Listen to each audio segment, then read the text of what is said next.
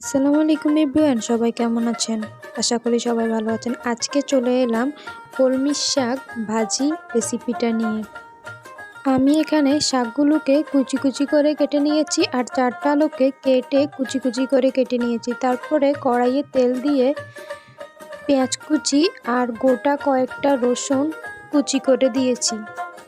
পেঁয়াজ কুচি আর রসুন কুচিগুলোকে কিছুক্ষণ তেলে ভেজে নিব ভালোভাবে।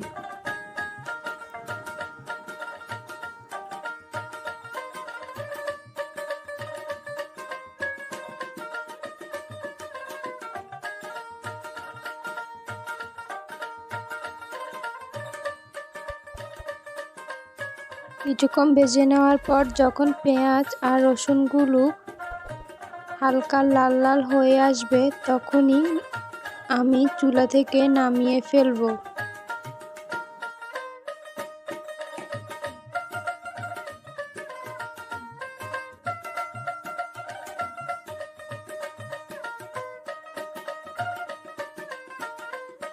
ওই তেলে দিয়ে দেব কেটে রাখা আলুগুলো। সামান্য পরিমাণ লবণ দিয়ে আলুগুলো ভালোভাবে নেড়ে চেড়ে নেব।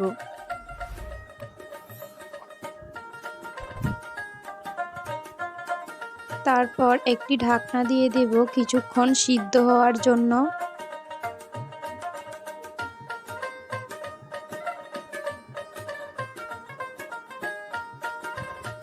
কিছুক্ষণ পর আবারও নেড়ে চেড়ে দেব।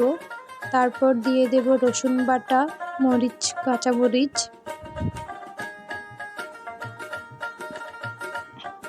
দিয়ে দেব কলমির শাকগুলো দিয়ে ঢাকনা দিয়ে দেব। তারপর কিছুক্ষণ পর আবার ঢাকনা উঠিয়ে নেড়ে চেড়ে দেব ভালোভাবে। শাকগুলো খুব সুন্দর করে মজে গেছে।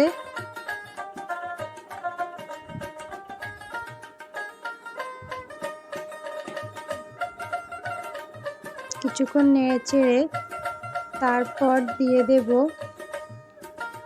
গোটা কয়েকটা শুকনো মরিচ গুঁড়ো,